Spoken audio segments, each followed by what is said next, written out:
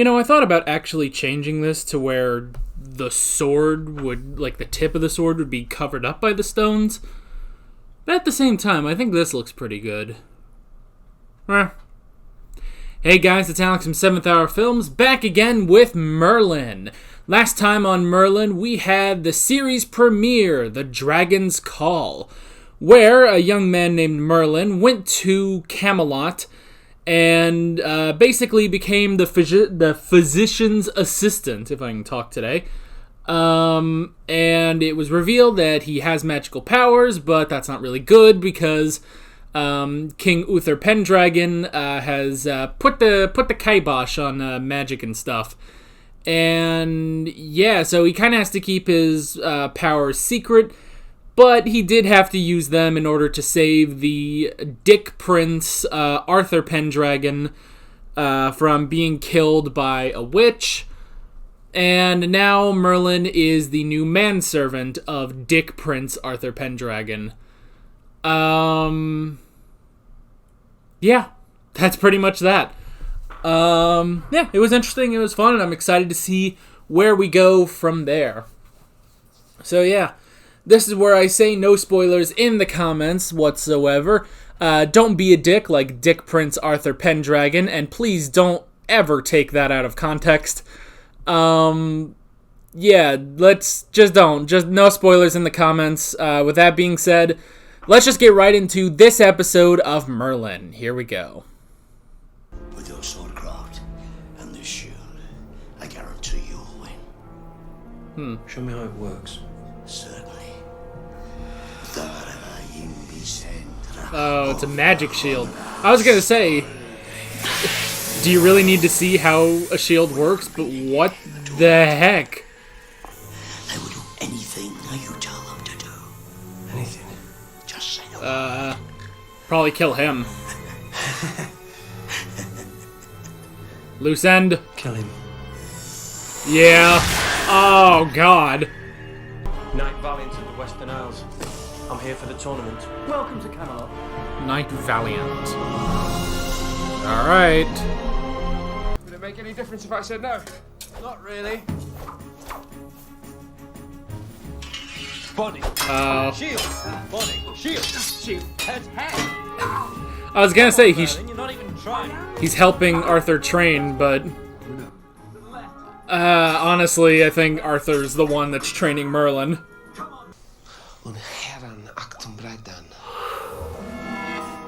Man, just What have I told you about using magic like this? yeah, just Actually, reach fair enough to over. pick up the book myself. I think you're all set. Aren't you forgetting something? My sword? Yeah. Sorry. I guess you'll be needing that.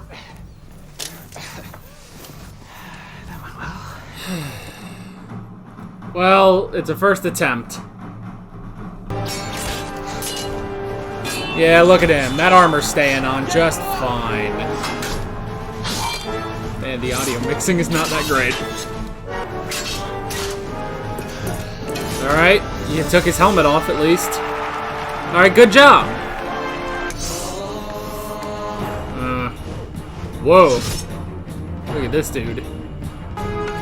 He doesn't have a shield, though. He doesn't have a... Well, he probably still has a crest, but still. Oh, no. Two-sword guy. Knight Valiant looks pretty handy with the sword. For tomorrow, you need to repair my shield, wash my tunic, clean my boots, sharpen my sword, and polish my chainmail. Okay. Oh my gosh. That's some Sorcerer's Apprentice crap right there. Hello? Freaking snakes. Is there someone there? Snakes are there.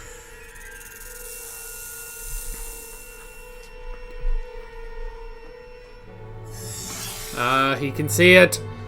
'Cause magic. Now let's see if you can get me into it without forgetting anything.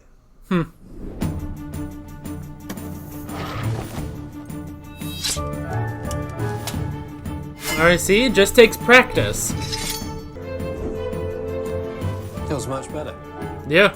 Not that it could have got any worse. I'm a Tuh. fast learner. Striking. Uh-oh.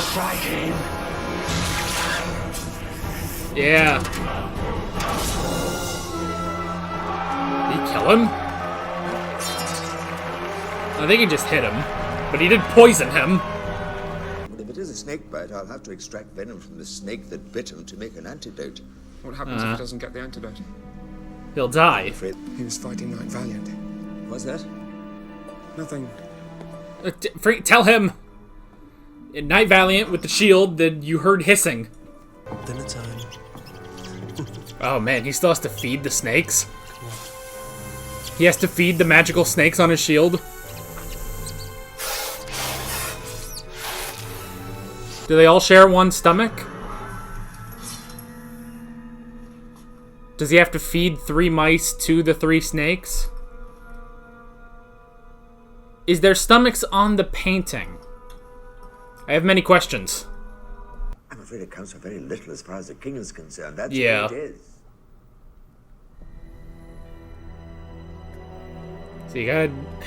So you gotta do this on your own. You can't just rat him out. Heh, rats. He'll use the shield to kill him.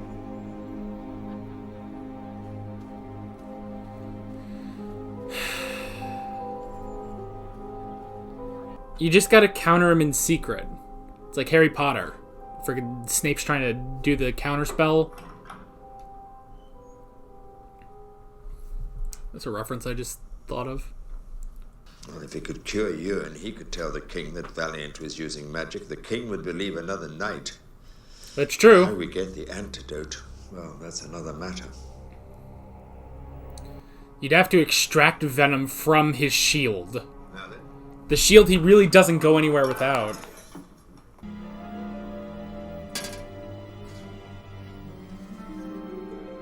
Gotta be careful about this. Might just pop out and take you.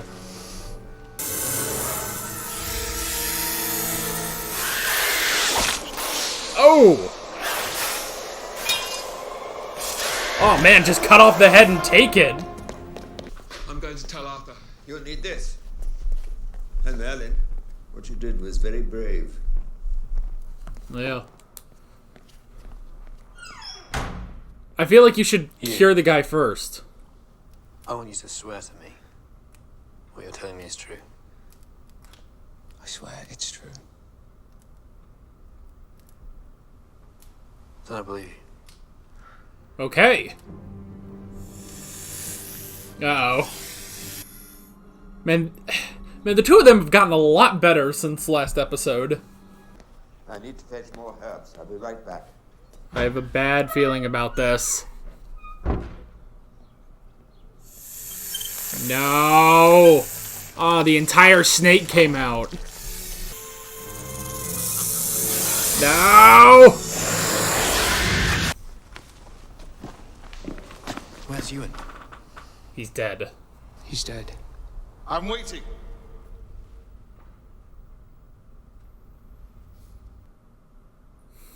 I mean, he was still killed by poison from a snake, and the snake bite entered his veins. Do you wish to withdraw from the tournament? No. Yeah, he'll still fight. And what am I to make of these allegations? Please accept my apology. Accepted. This fucker.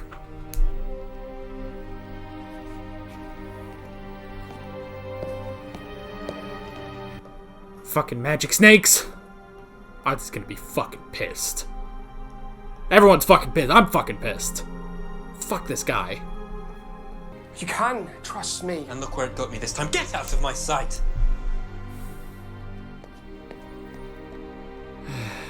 I mean, well, hey, you're free, but still. Very soon, you shall learn that. Oh, great. Just what I needed, another riddle. At your and Arthur's part, this is not the end.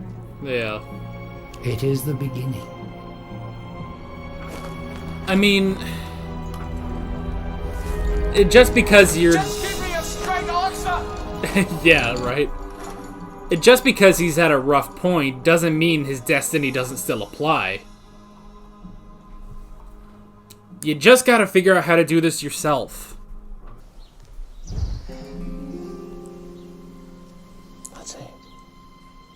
A dog? Where are you going? Wait, what spell are you trying to do? Whoa. You alright there, girl? Was that like a vision? You have to withdraw. Don't you understand? I can't withdraw. It's about his honor now. People His expect pride. the prince to fight. How can I lead men into battle if they think I'm a coward? Valiant will kill you. It's my duty.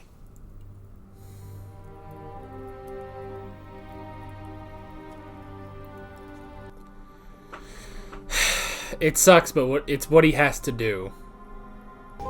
Be careful.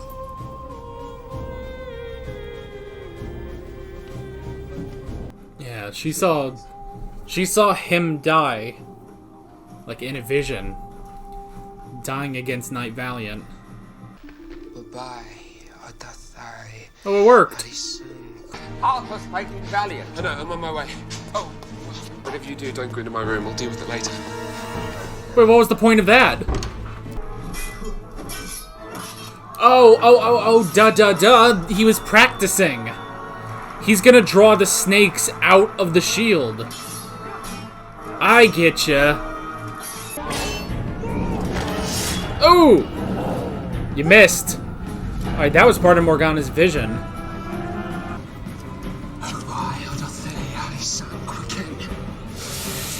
There goes those snakes. Ha! And they all see that.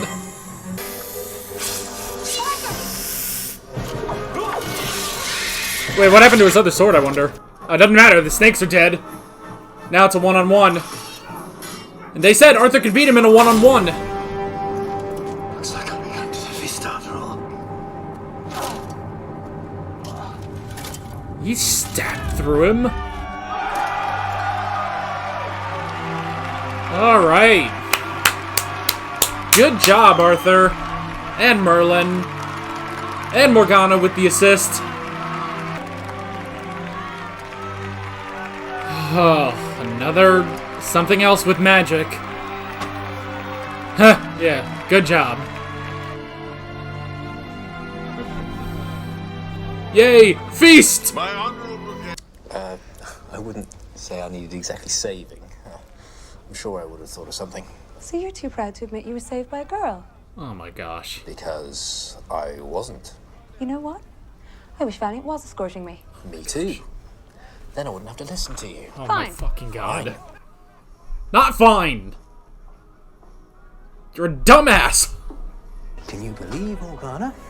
She says she saved me. Oh my gosh. Like I needed any help. You needed his help! Your servant. You Yeah. sacked me. Now I'm rehiring you. My chambers are a complete mess. My clothes need washing. My armor needs repairing. My boots need cleaning. Oh my gosh. dogs need exercising. My fireplace needs sweeping. My bed needs changing. And Oh my someone gosh. needs to muck out my stables. Oh, shit. Nope. Oh boy. What a thundering dumbass. Why? Why would you do that? Why would you screw up being with her? She's so pretty. Damn it. Oh, but it's alright. But hey, you know, I guess one thing at a time, because the two of them, they're bros. They're like this. I'm telling you. Okay. Alrighty. Another fun episode. I really enjoyed that. Ooh, that whole humiliating scene at the King's Court. God, I always hate those kinds of scenes, but it had to be there. It did have to be there. So, man, I wrote more notes than I thought I would for a second episode, but hey, we're getting there. Alrighty, so with that said, let's go ahead and go over these notes. The first thing I wrote down was Snake / Knight Valiant. So, I can definitely see what this show is kind of going to be like, I think, at least for this first season. This is definitely, I can already tell this is an episodic show. It's not, I mean, technically, yes, there is an overarching story to each of these episodes, but at the same time, each episode, I would imagine, is going to be its own self-contained story, basically. Yes, stuff will carry over into the next episode and stuff like that, but every episode is going to be self-contained. It's a lot like Doctor Who. Doctor Who does that beautifully, I might add. So I can definitely see that that's what Merlin is going to be. It's not, one story that's being, dragged out over a number of episodes, but instead just, this is a day in the lives of the people of Camelot, basically. So yeah, which, that's fine. That's totally fine with me. I don't know if, maybe future seasons are going to become more serialized or not. But this is totally fine. I'm no stranger to these episodic shows with, Doctor Who. Torchwood was like that for the first 2 seasons. Sarah Jane has been like that, the whole show, basically. So, yeah, anyway.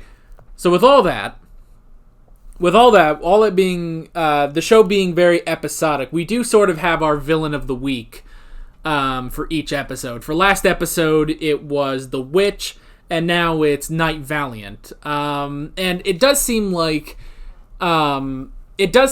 every single villain, basically, is going to have some relation to magic. That is kind of what I'm guessing at right now, is that there's always going to be some sort of magic involved. Last time, it was just a witch, but she was using her singing in order to, put everyone to sleep before she killed Arthur. And this time, I really like the idea of this magic shield, basically, where the crest actually comes to life, and in this case, his crest was the 3 snakes. That's just the particular shield he had, with his now particular crest, and the snakes coming to life and biting his opponent during a fight secretly, very secretly, were doing it very close so no one can really see what's happening.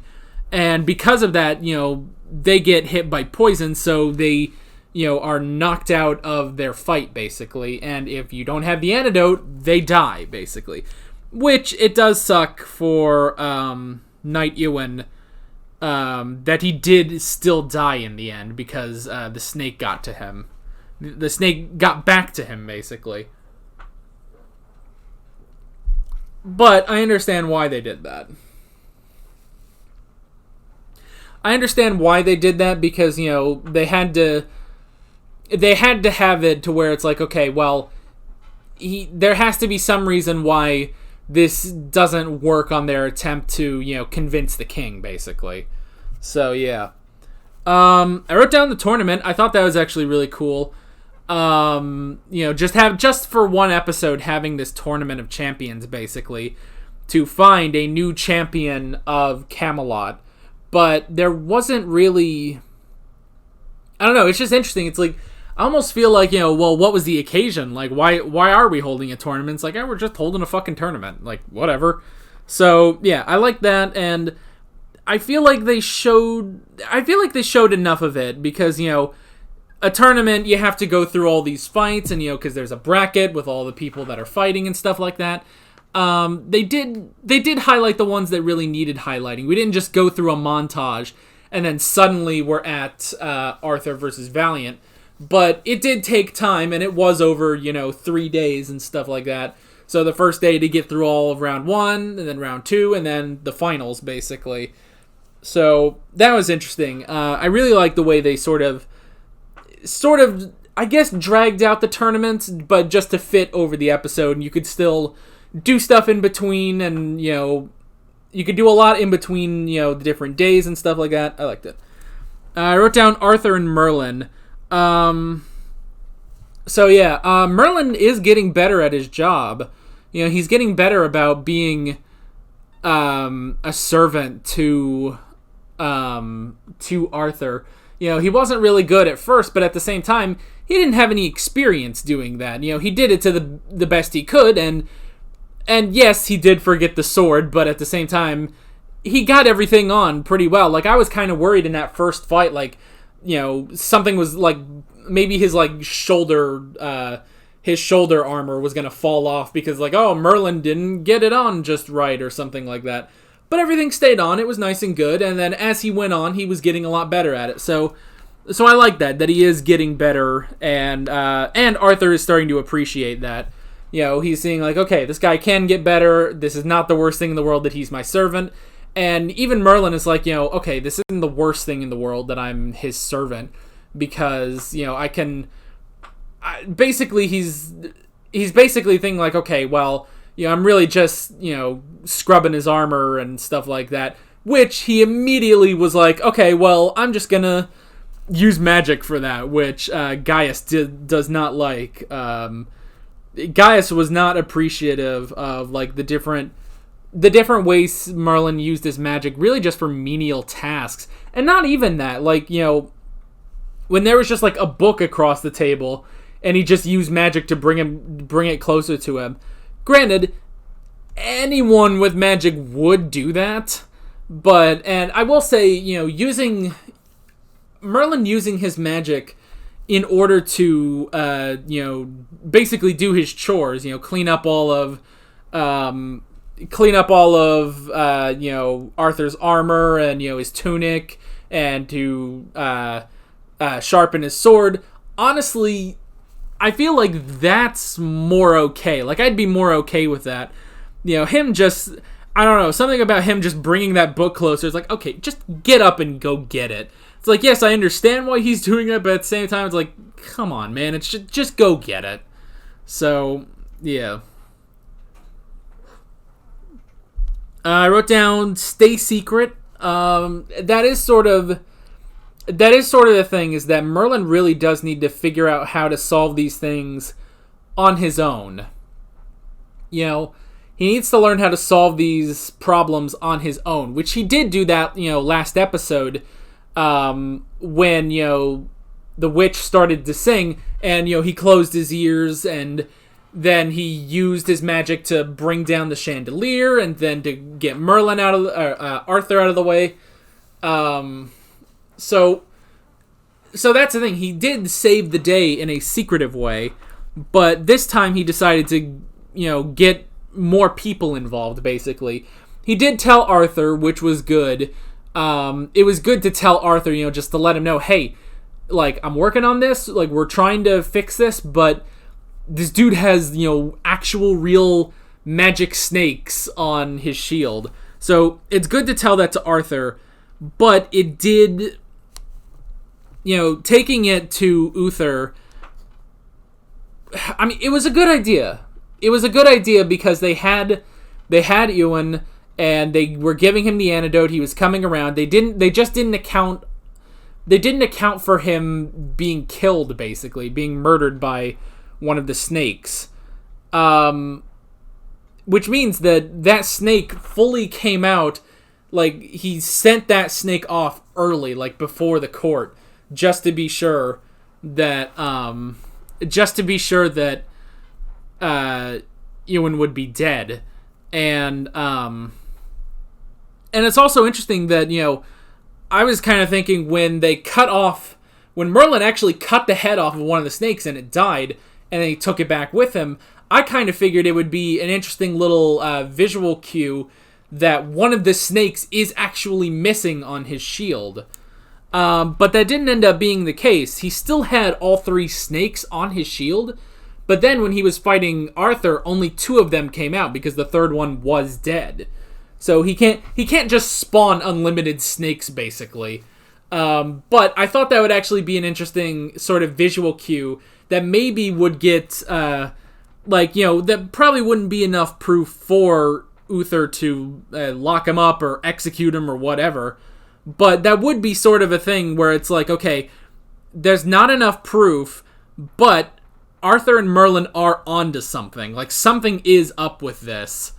Because, because that would have just been interesting. Like, if that was a visual cue, it's like, well, here's my shield, and Uther's like, shouldn't there be 3 snakes on here?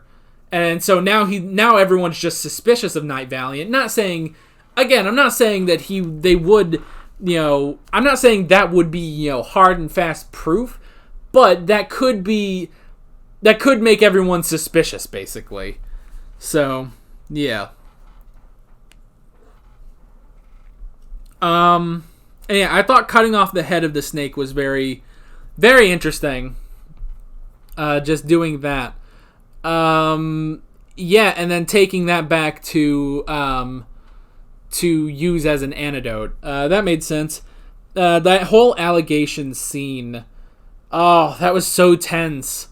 Because it's like it's like going to the principal's office. I always say that. I always said that about like when someone was like taken before the king or queen in Game of Thrones. It's like, yeah, you have to go in front of the principal. So it definitely was that, but it was a problem because, it's not just that, oh, well, they have no proof, so whatever, but they have no proof, and now Arthur looks like a coward. He looks like, he was trying to just, disqualify this guy instead of fight him, but, so that's why he had to keep going anyway. He was like, yes, I will die if I do this, and we can't do anything about these snakes. But I still have to fight, basically for his honor. It's his own pride that was now on the line in that fight. Before that, it's like, okay, if he had lost the fight, like, let's say he just lost the fight, but he didn't die, which is what the king is thinking, basically. It's like, okay, well, if Arthur loses the fight, and if he loses the fight, well, he won't die, but he will, it will be, kind of embarrassing, but it's not the end of the world. It just means he needs to improve. He's still a young man. But if he did all that, sorry, got an email. Distracted me. But if he did all this, if he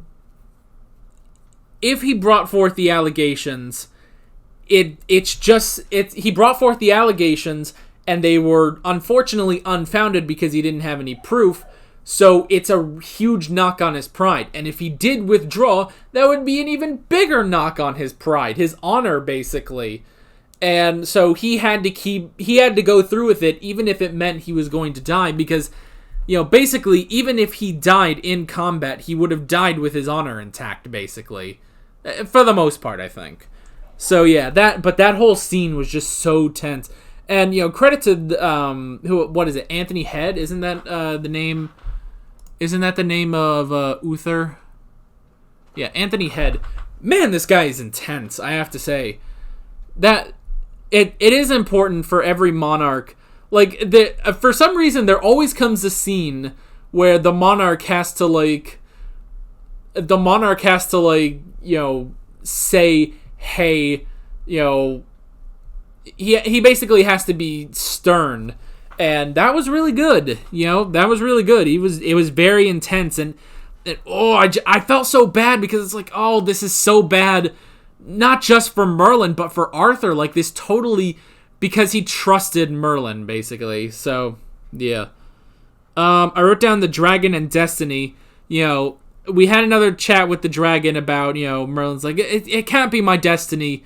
How am I supposed to do this? And it is definitely like, I don't know. It's almost like a fault. It's almost like a fault for the dragon to tell him about his destiny. It's like, well, maybe you could see it as both. It's kind of like, it's like it's a fault because, now he's going to doubt himself a lot, He keeps saying, no, this can't be right, rather than, if it is his destiny, just let him go without even knowing. He's gonna do it anyway if that's his destiny, which is why destiny sucks. Destiny's it's a bit of a boring concept when it comes to plot, but we're gonna talk about that in just a second. So, you could have just not told him and he would have been fine, but I will also say, telling him about his destiny is kind of a motivator. which is actually interesting. It was kind of a motivator for him, because, he was like, all right, if it is my destiny, I guess I need to do something. So, and then he did do something about it. So, that's interesting. It's like, on the one hand, it's like, yeah, you probably shouldn't tell him about his destiny because he doubts himself. But at the same time, now that he knows it's his destiny, he will figure this out. And he will anyway because it's his destiny. So yeah. But on that, let's talk about Morgana a bit. Morgana had a vision, which is interesting. She had a vision of Arthur dying in battle. Dying in his fight with Knight Valiant. So, she had a vision of that, which did not come true, but I did notice that there were some shots, like, I feel like in her vision, there was the shot where, you just see him stab downward, and it's presumed that he stabbed Arthur right through the chest and killed him, which is what she was so afraid of. But what we saw in the actual fight was he stabbed down and Arthur got out of the way. He dodged out of the way. Dodge! Not the point. But yeah, so her vision, I guess her visions could be open to interpretation, and she took it as, well, Arthur is going to die. Whereas it's like, well, no, Arthur will just be in a bad situation, and he needs to get out of it, basically. But Morgana had a vision. So, if you take it as she had a vision of Arthur's death, does that actually mean that destiny can be rewritten, basically? Ooh, that would be so great if they got into that. Which is one of the greatest things I think about Doctor Who, is that, there are some time travel shows, where it's like, okay, this is a fixed point in time, which, yes, does happen on Doctor Who. They say this is a fixed point in time, nothing should mess with this. But the difference is, on Doctor Who, they do specifically say the future is constantly being rewritten. Like, everything is being rewritten at all times, basically. So even if something was a fixed point in time, it can still be reversed. We've seen that on Doctor Who, when the Doctor, will change an event that's so, focal to the timeline, and he'll change it. But then other people will change it back. So that's the thing, is that what if that's actually what's happening here? What if that's sort of what Morgana's visions are? Okay, maybe some people see, maybe the dragon sees the future as, well, this is destiny, Because, first off, how the hell does he know that? How does a dragon see the future? That's what I want to know. But what if the dragon sees the future and he's like, okay, this is exactly what's going to happen. Merlin's going to become this great sorcerer. Arthur's going to become the king. All of this is going to happen the way I saw it. Then Morgana comes in, has her visions, and it's like, well, those differ. Those differ a bit. So it's like, okay, well, which do we take? The dragon's, prophecy, basically.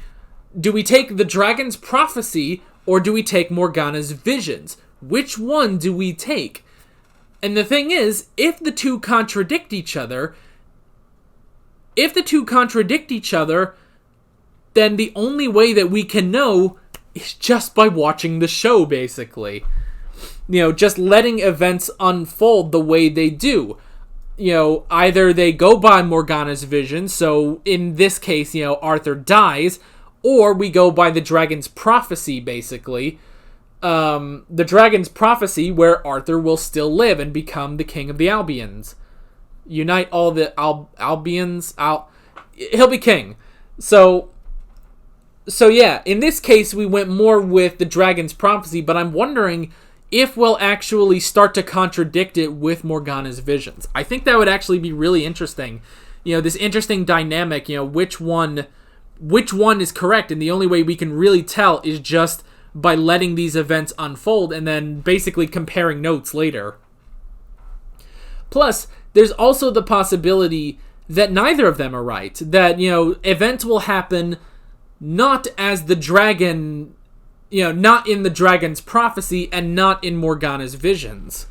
So yeah, because that's the thing is, like we said, it's possible that, what Morgana saw actually happened, but she just misinterpreted it as Arthur being killed. What if the great dragon does misinterpret the prophecy, basically? So yeah, that would be an interesting dynamic, and I hope the show kind of plays on that a bit.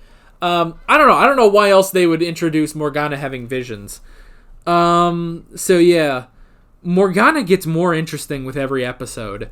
Last episode, she seemed like such a mystery, because it's like, I was just curious about, like, her history. It's like, okay, so she's the ward of King Uther, and, kind of seems like she has the hots for Arthur, but it's cool because they're not siblings or anything.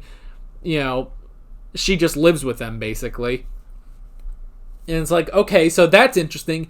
Then we're starting to add on these visions and stuff like that. So Morgana is kind of becoming the most interesting character just because I don't know what the hell is going on with her. So yeah. I wrote down spell, dog, and snakes.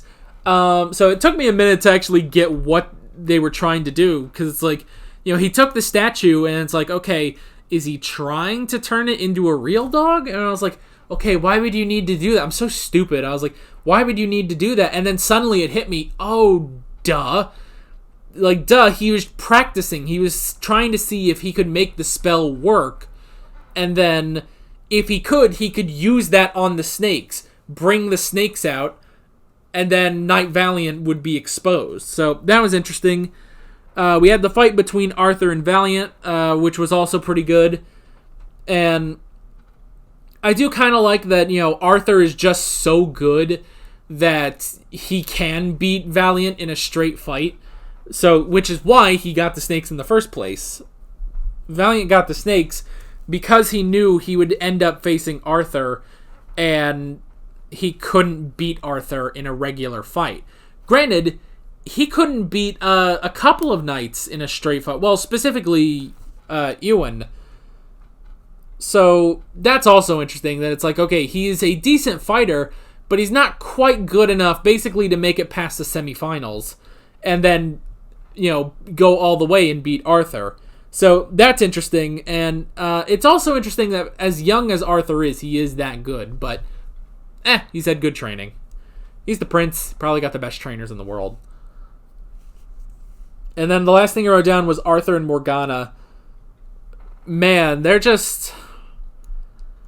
relationship is like, all right, I can see what we're doing here. Is this? I guess it's sort of a will they, won't they sort of situation between Arthur and Morgana, but I kind of hope they don't. I kind of hope they don't, because I feel like Morgana can do better. Like, yeah, I feel like Morgana can do better than Arthur.